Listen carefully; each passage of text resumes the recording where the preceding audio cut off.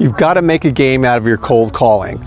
So here is some advice when you're making calls to prospects. Early in my career, when I had no clients and I had a very short period of time where I needed to make any money, I needed to make a lot of phone calls. And so I created a game, and I was really big on time blocking. So I would block out 2-hour chunks of time during the day, and I knew that I needed to make 100 dials in those 2 hours to my prospects. And I made a baseball game, and this is where I developed a thick skin, because it became exercise in numbers for me and just executing on the process.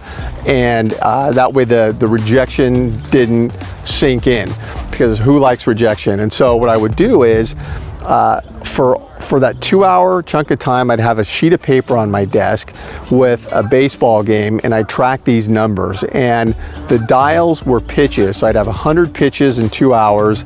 Then I'd have balls, which were not getting a hold of anybody. I'd get a voicemail, or the number was wrong or whatever. That was a ball. A strike was I actually would get a hold of somebody and they were not interested. Got a lot of those.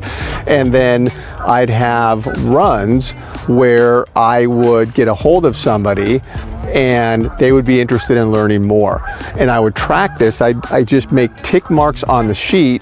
And so it got to the point for me where I knew exactly what was going to happen on average during the course of a week. If I blocked out 2 hours, made 100 dials, I knew I would get so many balls, so many strikes, so many runs, and then I would convert to clients.